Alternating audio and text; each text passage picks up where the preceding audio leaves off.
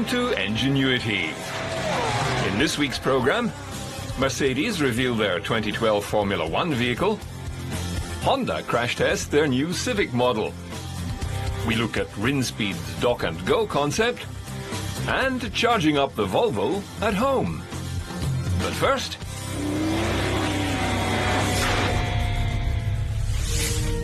in the USA, the most popular police car is the Crown Victoria. It has never been very powerful or good on gas, but its durability, roominess and rear-wheel drive have won it nearly 70% of the police cruiser market. However, as Ford ends the production of this venerable vehicle, the competition for police car of the future is heating up. Michigan State Police have been testing police vehicles since 1974, what the manufacturers are bringing to market as full-service police vehicles. We run these vehicles through battery of tests and provide test data and numbers to law enforcement agencies throughout the United States and Canada. Chevrolet, Dodge and Ford brought out their latest offerings. The competitors were run through a battery of tests from acceleration to maneuvering and braking. But a police cruiser has to be more than speed and performance. A police vehicle needs to be able to run 24/7 without problems. It needs to be comfortable for the officer, and it needs to be built from the ground up for cops, specifically to work and access all of his tools, i.e. the gun, the computer, the radar, the overhead camera, with ease. Chevrolet's all-new Caprice also comes with a unique feature to aid in police chases. It's called sport mode in the transmission. And what that does is that gives us upshifts at more precise times and keeps the transmission and the engine in the perfect power band. It actually downshifts earlier when you've lifted off the throttle. Thousands of police cars are sold to states and cities every year, and governments have to weigh performance with safety, durability and economy. So the tests here in Michigan go a long way to determining the police car of the future. What do Viridian Jewel, Midnight Silver and Tuscan Bronze all have in common? Well, they're paint colors for cars, and what are the most popular colors these days? You know, historically, what we know is when times are bad, people go to black cars, white cars, silver cars. And when economic times are good, you see the oranges, the yellows, you know, the wild, very glossy cherry reds and so on. Old colours used to have only 4 to 5 pigments in. Colours like this now have 7 to 9 pigments in them, which offers you a really unique look to the vehicle and a hue shift of colour as you move around it. But now I think we're gonna, you know, as times are pretty rough, we're gonna see that, you know, a more muted palette. At the International Motor Show in Detroit, there weren't many oranges or yellows on display. In fact, DuPont, who annually rank paint preferences, lists silver as the most popular color globally. White is the favorite in North America, and black the top preference in Europe. What is gaining in popularity in these lean times is the use of pigment, layered paint coats and hue-shifting elements, which can make conservative colors like silver and gray more exotic and fresh. This paint, which is called a chroma flare paint, is particularly intriguing. And it contains microscopic flakes of aluminum and chrome. And what it actually does to the pigment is it shifts it. So depending on the viewing angle or the lighting condition, we perceive the color to be a little bit bluish or greenish. And we're creating really a level of sophistication that we really haven't seen in pigment technology before. Paint color does have an effect on resale value, and having an upgraded paint in a popular color can add to your driving enjoyment. Another factor determining vehicle colors is the technology under the hood. Hybrid and electric cars are tending to be blue, white or green. So when you're looking for that new car, you might have a lot more to think about when selecting the right color. Today we take it for granted. Get in the car, turn on the key and it starts. Flip a switch and the headlights come on. But once upon a time it wasn't nearly that easy. Back in the early days we used a crank to start the car. Crank starting was not only hard, but it was also dangerous. You had to stick the handle in the hole, give it a good crank. If you were lucky, it started. If you were unlucky, the crank handle would fly out of there, either hit you in the head or break your wrist or your arm. The 1912 model Cadillac was the first vehicle with an electric starting system and an electric lighting system. So so you were no longer required to turn a crank to start it or light the lights with a match. The innovation on the 1912 Cadillac of electric starting systems opened up automobiling to everybody. It didn't matter what size you were, what gender you were, you could now drive an automobile without fear of not getting the car started and kicking you back and injuring you. Opening up the automobile to everyone with the electric starter set the stage for a century of innovations in Cadillac, including the first V8 engine, the first color lacquer paint, and even the first automatic climate control system to keep passengers warm and comfortable. It's a history of innovation that began 100 years ago with the electric starter. Coming up, the new Mercedes Formula One.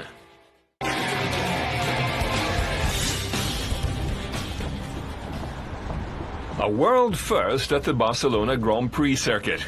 Michael Schumacher and Nico Rosberg drive two Mercedes-Benz SL63 AMGs on exhibit for the first time to the presentation of the new Mercedes F1 W03.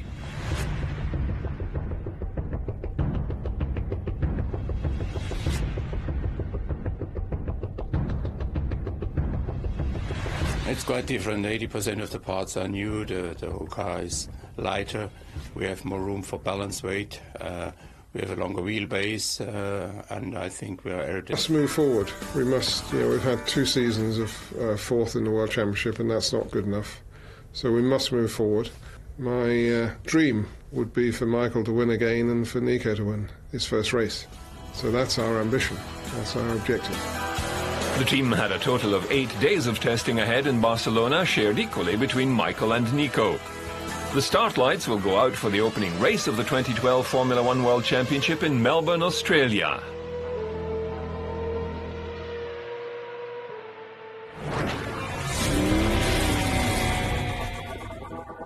The new Honda Civic 5-door has been rated one of Europe's safest cars, according to new independent crash testing results from Euro NCAP. In addition, NCAP have announced that they are extending Honda's advanced NCAP reward for its collision mitigation braking system technology to include the new Civic model.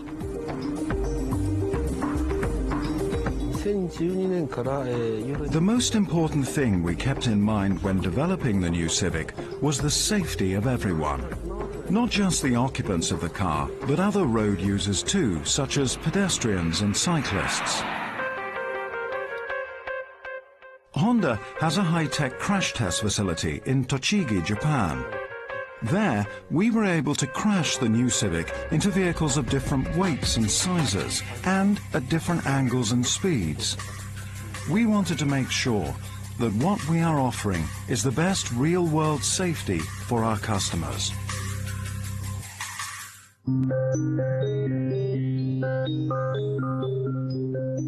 One of the key ways of achieving this is with the ACE, the Advanced Compatibility Engineered Body, which is a way of absorbing energy that can protect the occupants of the car and also the occupants of other vehicles that crash into it.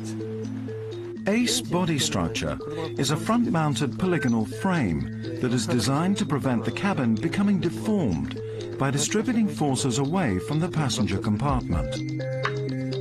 This is particularly important where a crash occurs between vehicles of different heights and weights.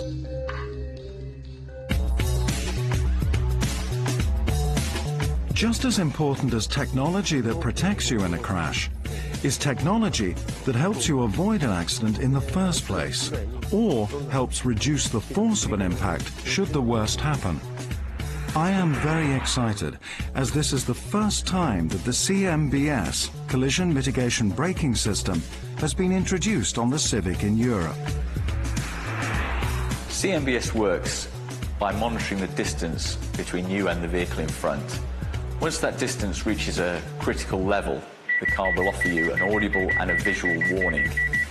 If you choose to take no further action, then the seatbelt will tighten.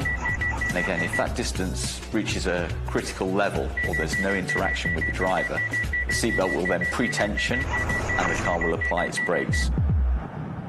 Hopefully prevent the accident or at least reduce the severity of that accident.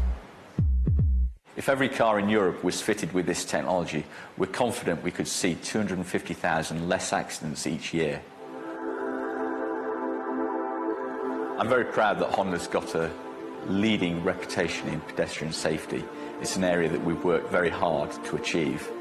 There are many features in the new Civic that protect pedestrians, such as windscreen wiper pivots that can collapse, energy-absorbing structures in the wing edges, in the bonnet hinges, and also on the front bumper face.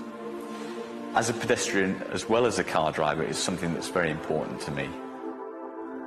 This has been a very challenging but rewarding project to be involved with. Obviously, the designers get all the glory when the car's finally released. However, I'm happy that the systems that I've developed may never be used, but it's great that they're there if they're ever needed. Our target is a 5-star Euro NCAP crash test rating.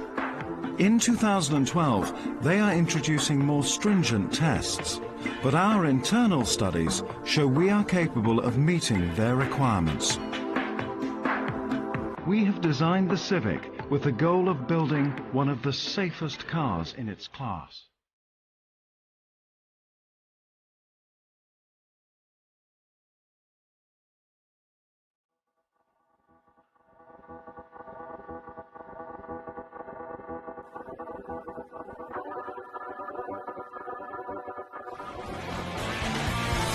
Next, Toro Rosso's new F1 vehicle.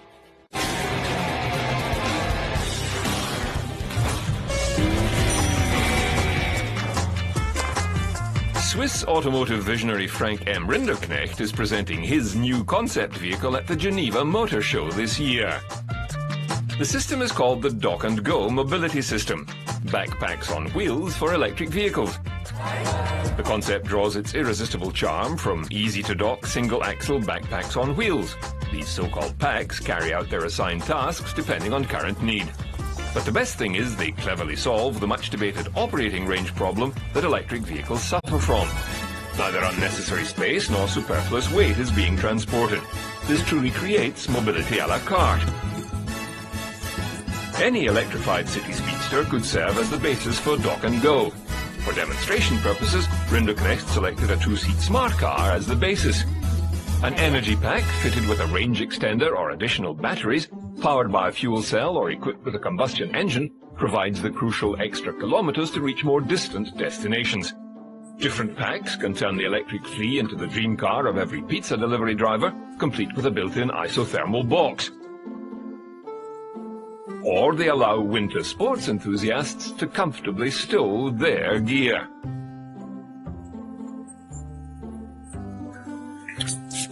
In Geneva, Rinspeed will furthermore show off a rolling sound pack, which multimedia and infotainment specialist Harman has filled with the latest high-end sound solutions in order to guarantee a first-class acoustical experience.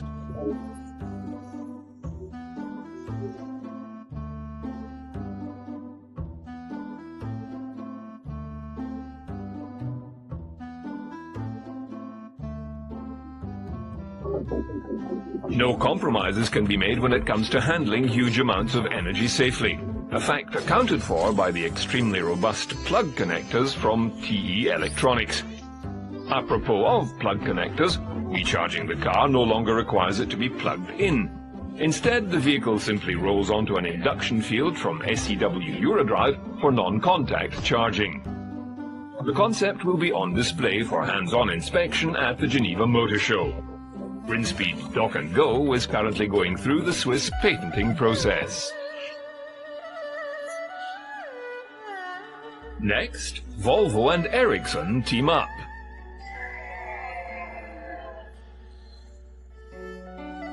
An innovative project is underway in Gothenburg, Sweden that will hopefully help get more electric cars on the road more quickly. Research partners Volvo, Göteborg Energy, Victoria Institute and Ericsson have developed a system to allow drivers to control the charging of their electric cars. Their aim is to increase usability for drivers and build an ecosystem which will make it easier to deploy electric cars around the world. The structure of mobile communications and financial transactions is being closely studied, as is the ability to charge up an electric vehicle anywhere and at any time from any ordinary power outlet. Additionally, the system directs energy costs to the car owner's bill. The driver sets the time and amount to charge on a console in the car or remotely via a smartphone or tablet. With onboard software and communications hardware, this information is sent over the mobile network to a system that can determine the best time based on lowest cost and current demand on the electric grid. And the driver's bill is charged no matter which power outlet is used.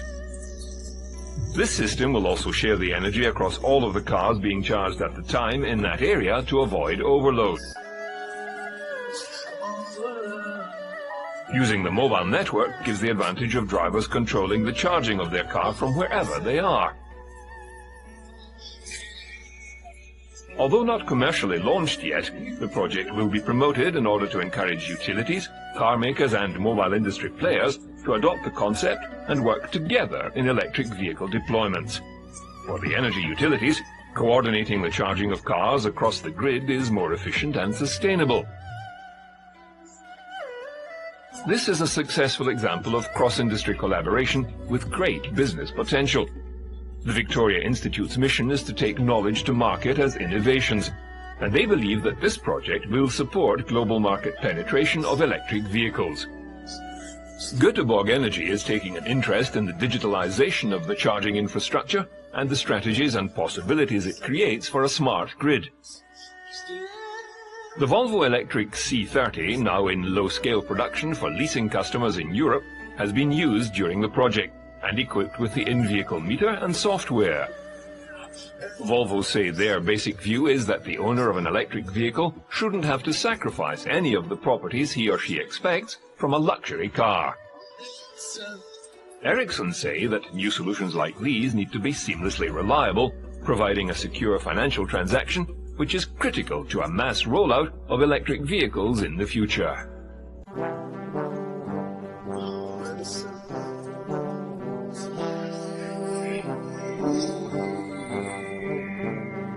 We'll leave you now with the new Mercedes Formula One car. Mercedes hopes it can finally challenge Red Bull, McLaren and Ferrari for this year's F1 World Championship.